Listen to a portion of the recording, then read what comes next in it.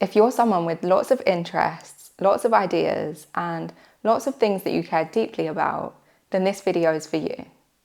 Because while being multi-passionate can be very exciting, it also comes with lots of challenges that aren't always obvious. If you're multi-passionate, you've probably been told that you need to focus more, you need to just choose one thing or one niche or narrow yourself down.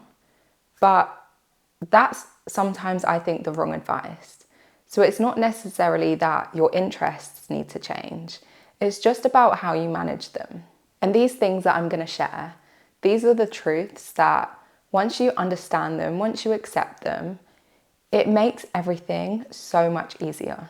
Hey, I'm Becca. I'm a full-time software engineer, part-time Pilates instructor, and someone with multiple passions and multiple different interests. I love sharing bits of my life, insights into my career, tips on productivity, and everything in between. So if you enjoy this content, don't forget to subscribe, but let's get straight into the video. As ambitious, multi-passionate people, we often want to be exceptional at everything we care about. But you can't expect to be the best at everything. It's actually not possible. I've wished many times that I could be exceptional and I could be the best at all these different things, but that is impossible. It's never going to happen, so that shouldn't be our aim. The first reason for this is because you can't give 100% to everything at the same time. Excellence in something requires lots of focused time and energy into just that one thing. So when you are someone who is multi-passionate and has lots of different things that they want to do, naturally, you can't do that. Your focus naturally is split across all of those different things. And you're not going to progress as fast as someone who can really drill down and zone in on just that one thing. And the second reason is because mastery requires depth. So whether it's your career, your hobby, your side hustle, whatever it is, you need to really go deep into that area, which again takes time, which takes energy, and you're not able to add that depth to everything that you do. And this is where I think it gets really difficult, because when you care about all of these different things and you're not able to give it as much time or focus or go into as much depth or detail as you want, it can be really hard because you can't add more time. You can't do the same level as what other people who choose that as their focus are able to give. This can mean that sometimes you end up feeling very behind.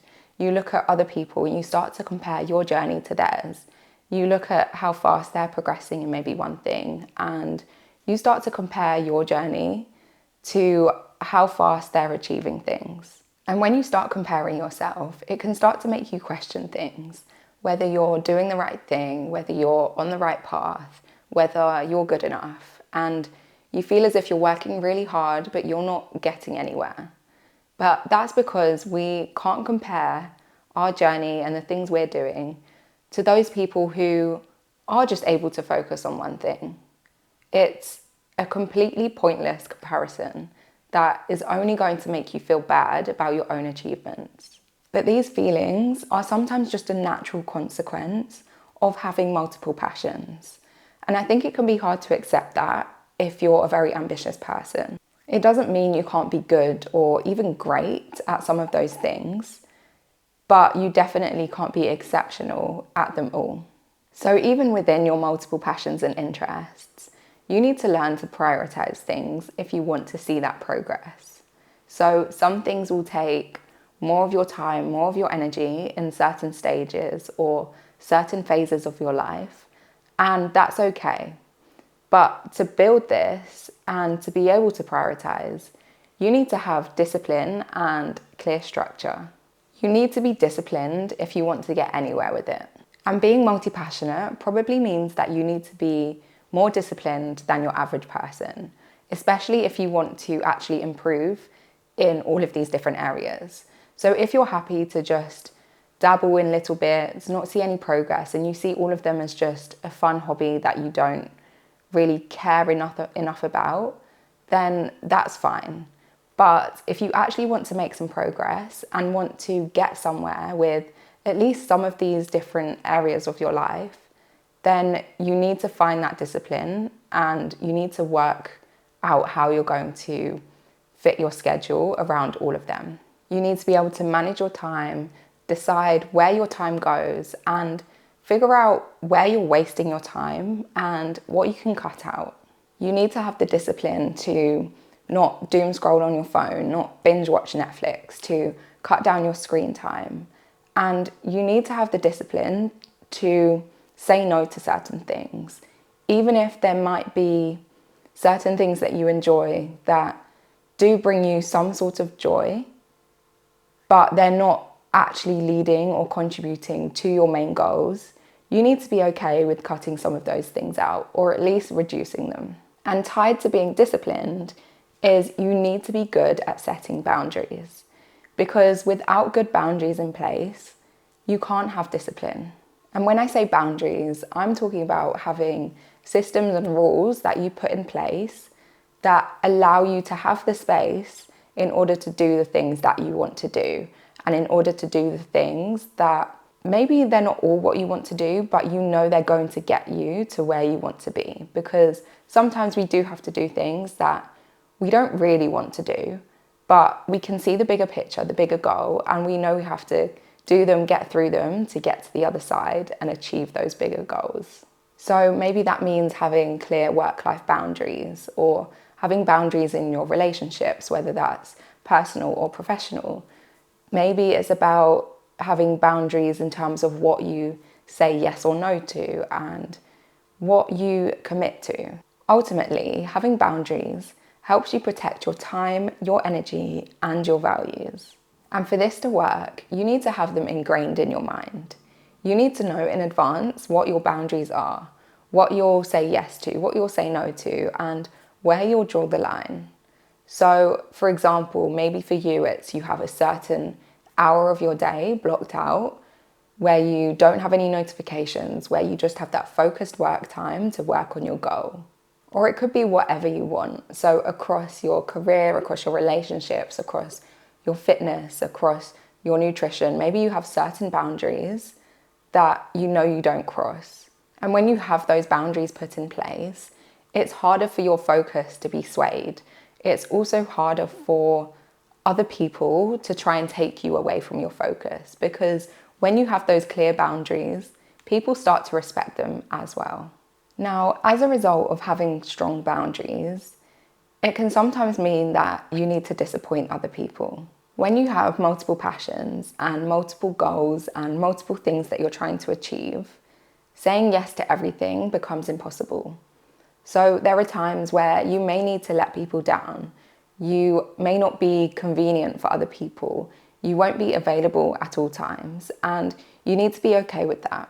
So you can't be a people pleaser. You can't be the person who says yes to everything.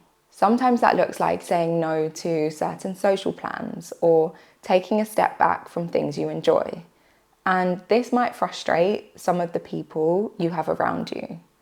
But you need to learn to prioritize yourself, again, if you want to achieve those big things. And when you do sometimes put yourself first and prioritize these things that you're trying to achieve, it can frustrate other people, and it can make you feel quite lonely at times. Some people just might not get it at all.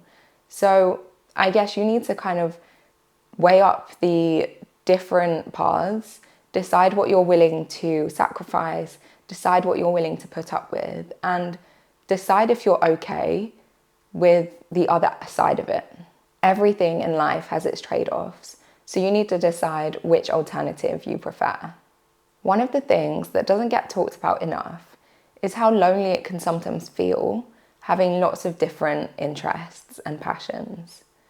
When you have multiple things going on, in some ways it means that you are part of lots of different worlds and you meet and connect so many different people.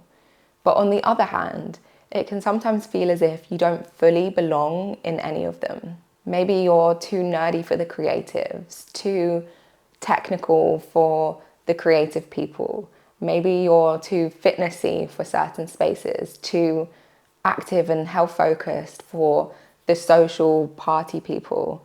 And maybe you love a little snippet of all of those places. Maybe you love certain hobbies from one place and certain hobbies from another area. And these worlds can often feel so separate that it can be hard to find your people, and it can leave you feeling slightly out of place. What I've realized though is being multi-passionate opens the door to so many new connections, so many new relationships, and so many new opportunities that you wouldn't have had otherwise. It doesn't automatically shut you out of certain spaces if you don't fit the stereotype or the typical mold for that space. It just means that you can relate to so many more people. And actually, maybe some of this is also in your head, because everyone out there is unique. It's rare that you find someone who just fits one box. Everyone will always cross over in some way. And when you realize that there are hundreds and thousands of people who are like us, who have multiple passions and who don't fit into one box, it can make you feel a lot less lonely.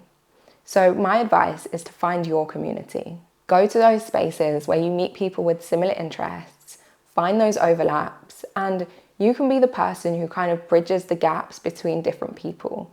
You can be the person that brings people together, and you can find your community in all of those different areas. Maybe you're part of several communities. Maybe there's sub-communities within that. There are so many events you can attend, spaces you can be in, and especially online, it is now easier than ever to find your community.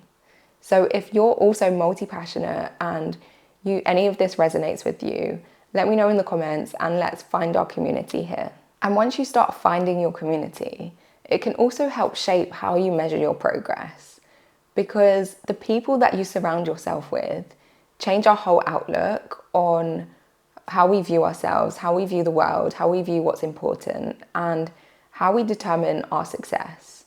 If you try to determine your success based on the metrics that most people define and use to determine their success, then you'll never feel successful.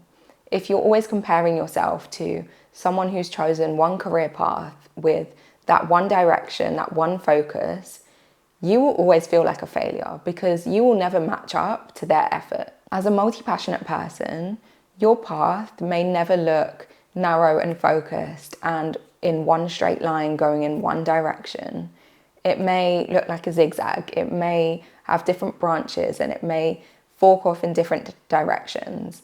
And that's completely fine because you know your definition of success, and your career path or your life path will not be the conventional life path. So that's why your measure of success needs to be different to other people's. It has to be personal to you, and you're the only person who can decide whether you're successful or not, because you're the person who's measuring it. And success doesn't have to be just one thing. It doesn't have to be a single job title or a single achievement, a single metric that you measure it by. It can be everything when you zoom out and look at the bigger picture. You can't live a multi-passionate life using a narrow definition of success. So those are my truths. If you're multi-passionate, it may not be easy and at times it may be hard, but if you stick at it and if you implement the things that I talked about in this video, I promise that over time it will feel like a very rewarding and fulfilling path. Let me know in the comments if you agree or if you have similar experiences. Thank you so much for watching. If you enjoyed, don't forget to like and subscribe, and I'll leave my links in the description box below. Hopefully see you next time.